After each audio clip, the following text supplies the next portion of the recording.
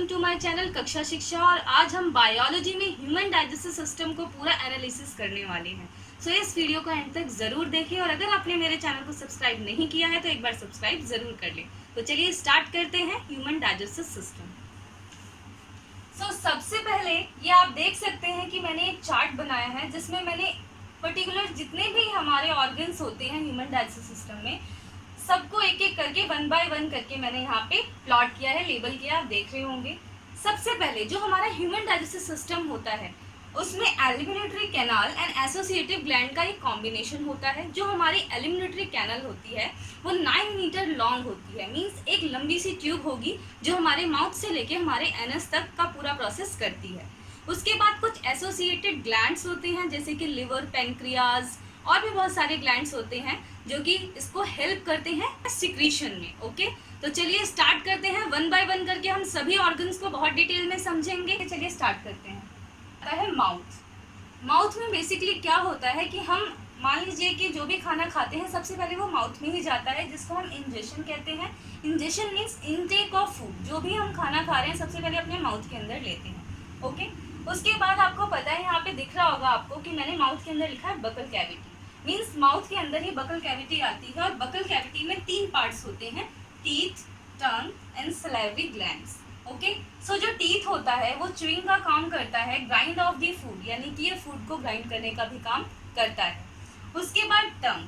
टंग एक muscular organ होता है और ये क्या काम करता है, ये फूड को रोल करने का काम करता है, फूड को पुश करने का काम करता है डाउनवर्ड। ओके, और हमारी जो टंग होती है वो जितने भी टेस्ट होते हैं उनको भी बताने का काम करती है।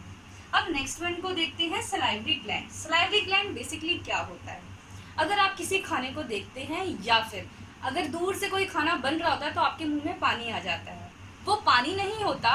बेसिकली होता क्या है कि हमारे माउथ में सलाइवरी ग्लैंड्स होते हैं जो कि सलाइवा सिक्रीट करते हैं। सो सलाइवा बेसिकली क्या काम करता है, सलाइवा के साथ म्यूकस भी होता है। जो स्टार्च होता है उसको शुगर में कन्वर्ट करने का काम करता है सलाइवरी एमिलेज। ये एक टाइप का एंजाइम होता है जो कहाँ से सिक्रीट होता है, सलाइवरी ग्लैंड से सिक्रीट होता है। उसके बाद देखते हैं हम, यहाँ पे हमारा ये सारा प्रोसेस हो गया। उसके बाद से जो खाना होता है हमारा वो इस फूड पाइप, इट मीन्स इसको हम एसोफेगस भी कहते हैं, इसके थ्रू नीचे की तरफ को आता है स्टमक के अंदर। सो देखते हैं कि एसोफेगस क्या है। एसोफेगस एक फूड, एसोफेगस को हम फूड पाइप भी कहते हैं। एक लंबी सी ट्यूब होती है ये। ओके, ये क्या काम करता है, माउथ से स्टमक तक खाने को ट्रांसफर करने का काम करता है। उसके बाद इसके अंदर एक पेरिस्लेटिक मूवमेंट होता है। पेरिस्लेटिक मूवमेंट का मतलब समझिए बहुत ध्यान से। पेरिस्लेटिक मूवमेंट का मतलब होता है, मान लीजिए एक लंबी सी ट्यूब है। ओके, आपने खाने को खाया, इस तरह से कोई ट्यूब है, ये खाना हमारा यहाँ पर है। ओके, अब जैसे जैसे ये नीचे की तरफ आएगी, यहाँ पे ये थोड़ा सा श्रिंक हो रखा है, यहाँ पे भी हो रखा है, यहाँ पे थोड़ा सा फूला हुआ है। जैसे जैसे खाना हमारा डाउनवर्ड जाएगा, मान लीजिए खाना डाउनवर्ड आता है यहाँ पे, सो ये यहाँ पे फूल जाएगी और यहाँ पे वापस से ये पतली हो जाएगी और इस तरह से ये नीचे गट के थ्रू हमारे आता रहता है खाना। उसके बाद बेसिकली इसमें होता क्या है, contraction and expansion of muscles of food pipe. Food pipe की जो मसल्स होती है वो कॉन्ट्रैक्ट और एक्सपेंड करने का जो काम करती है उसी को हम पेरिस्लेटिक मूवमेंट कहते हैं। चलिए इसके बाद देखते हैं कि स्टमक में क्या काम होता है। फ्रेंड्स, अब हमारा थर्ड ऑर्गन इस डाइजेस्टिव सिस्टम के अंदर है स्टमक। सो स्टमक को अगर आप ध्यान से देखेंगे तो जो इसकी जो शेप है वो इंग्लिश अल्फाबेट जे की तरह है। अगर आप देखेंगे तो ये जे शेप का होता है। सो अब देखते हैं कि क्या करता है। इसके अंदर गैस्ट्रिक ग्लैंड्स होते हैं जो कि गैस्ट्रिक जूसेस को सिक्रीट करते हैं। अब गैस्ट्रिक जूसेस हमारे 3 सब्सटेंस से मिलकर बने होते हैं। देखते हैं कैसे, pepsin, hydrochloric acid and mucus. So सबसे पहले देखते हैं पेप्सिन क्या काम करता है। पेप्सिन क्या काम करता है, जो भी एंजाइम्स होते हैं, जो पेप्सिन एंजाइम होता है वो प्रोटीन को ब्रेक डाउन करने का काम करता है और ये प्रोटीन इजीली डाइजेस्ट हो जाए इसलिए एंजाइम काम करता है। इसके साथ ही साथ इसमें हाइड्रोक्लोरिक एसिड होता है जो कि एसिडिक मीडियम प्रोवाइड करता है और पेट के अंदर, जो हमारे स्टमक के अंदर जितने भी बैक्टीरियाज होते हैं उनको किल करने का भी काम करता है। जो थर्ड होता है वो होता है म्यूकस। म्यूकस क्या करता है, स्टमक की इनर लाइनिंग को प्रोटेक्ट करने का काम करता है। मान लीजिए HCl बहुत ज़्यादा स्ट्रॉन्ग एसिड होता है, अगर वो हमारे स्टमक में जाएगा तो उसकी इनर लाइनिंग को वो खराब कर सकता है, इरोड कर सकता है। सो म्यूकस क्या करता है, उसकी इनर लाइनिंग को प्रोटेक्ट करने का काम कर देता है, उसके ऊपर एक लेयर चढ़ा देता है। अगर ये ना हो, अगर एज्यूम कर लीजिए कि म्यूकस ना हो तो क्या होगा, अगर म्यूकस नहीं होगा तो HCl जो होगा वो हमारे स्टमक को की इनर लाइनिंग को खराब कर देगा, जिसकी वजह से बहुत लोगों को अल्सर जैसी डिजीज से जूझना पड़ता है। अब इसके बाद ये सारा प्रोसेस खत्म हो जाता है, सो फूड जो होता है वो स्टमक से एग्जिट होकर स्मॉल इंटेस्टाइन में जाता है। उससे पहले उसके बीच में एक मसल होती है जिसको हम स्फिंक्टर मसल कहते हैं, जो फूड को स्टमक से स्मॉल इंटेस्टाइन में ले जाने का काम करती है। तो फ्रेंड्स, अब स्टमक के बाद जो खाना होता है, जो फूड होता है हमारा, वो स्मॉल इंटेस्टाइन में आता है। आप ये वाला पार्ट देख रहे हैं, ये स्मॉल इंटेस्टाइन है। ओके, इसकी जो लेंथ होती है वो 6.5 मीटर लॉन्ग होती है। ये एलिमेंट्री कैनाल का सबसे लंबा पार्ट होता है। अब जो हमारी लेंथ होती है वो इस बात पे डिपेंड करती है अलग अलग टाइप के एनिमल्स किस टाइप का खाना खाते हैं। अगर आप देखेंगे कि जो काऊ होती है उसकी जो इंटेस्टाइन होती है बहुत ज्यादा लंबी होती है। क्यों होती है उसका भी रीजन है, क्योंकि वो जो होती है वो सेल्यूलोज को खाती है। घास को पचाना इतना आसान नहीं होता। लेकिन अगर आप देखेंगे तो जो शेर होता है, मीन्स जो लायन होता है, उसकी जो इंटेस्टाइन होती है बहुत छोटी होती है, क्योंकि मीट को पचाना या मीट को डाइजेस्ट करना बहुत इजी होता है। सो इस पे डिपेंड करता है कि हमारी इंटेस्टाइन कितनी लंबी होगी या फिर कितनी छोटी होगी।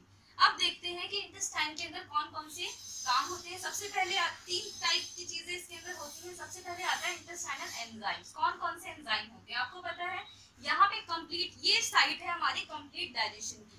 माउथ में हमारा फूड थोड़ा सा डाइजेस्ट नहीं कहेंगे हम, थोड़ा सा मतलब एमिलेस होता है सलाइवरी ग्लैंड्स में, सो थोड़ा बहुत उसको डाइजेस्ट कर लेता है। उसके बाद जो फूड आता है थोड़ा बहुत स्टमक में डाइजेस्ट होता है, और जो कंप्लीट डाइजेशन होता है हमारा वो स्मॉल इंटेस्टाइन के अंदर ही होता है। सो देखते हैं किन किन चीजों का डाइजेशन होता है।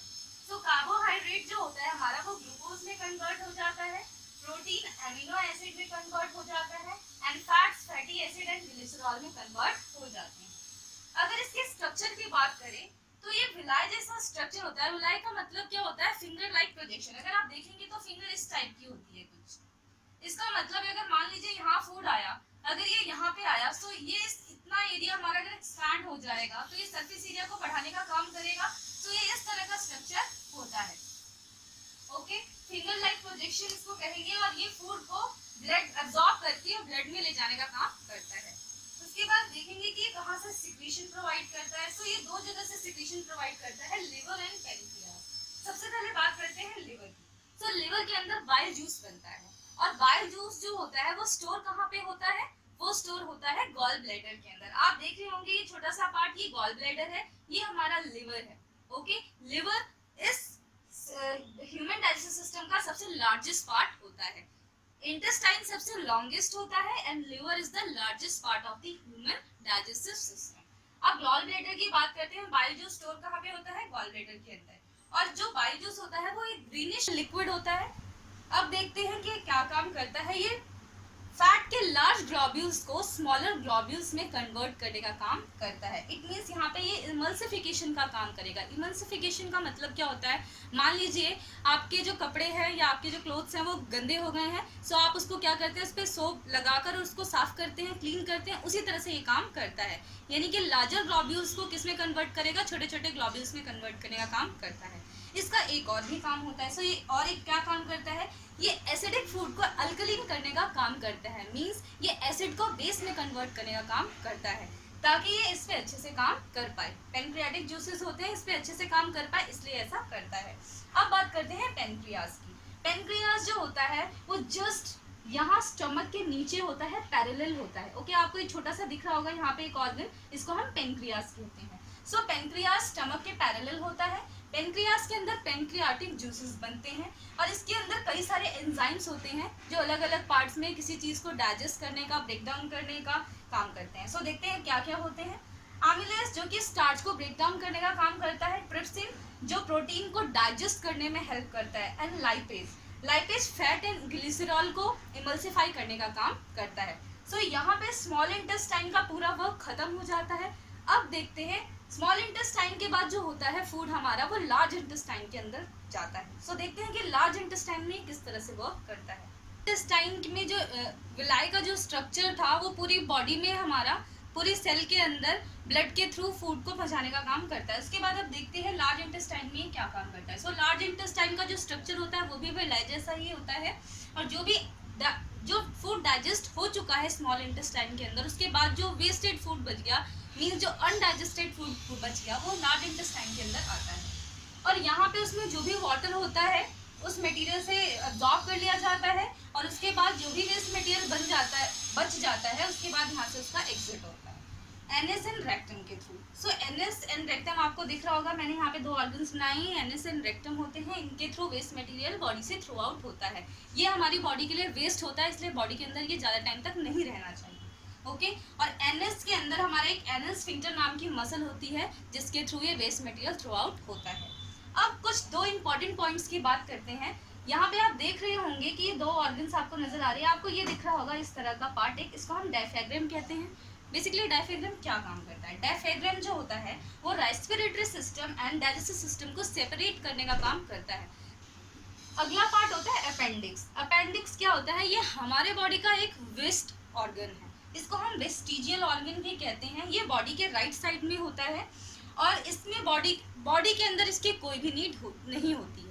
अगर हम बाहर के देशों की बात करें, सो जैसे फॉरेन कंट्रीज में, तो जब बच्चा पैदा होता है सो उसके बॉडी से इस अपेंडिक्स को ऑपरेशन करके निकाल दिया जाता है, बट इंडिया में ऐसा नहीं होता है। सो होता क्या है कि जैसे हम कोई फूड खाते हैं, जैसे मान लीजिए चावल का एक दाना है, अगर वो यहाँ पे फंस जाएगा सो क्या कर देता है, ये बाद में जाके बहुत बड़ी बीमारी बना देता है। सो इसको क्या करना चाहिए, बचपन में ही इसको बॉडी से निकाल देना चाहिए।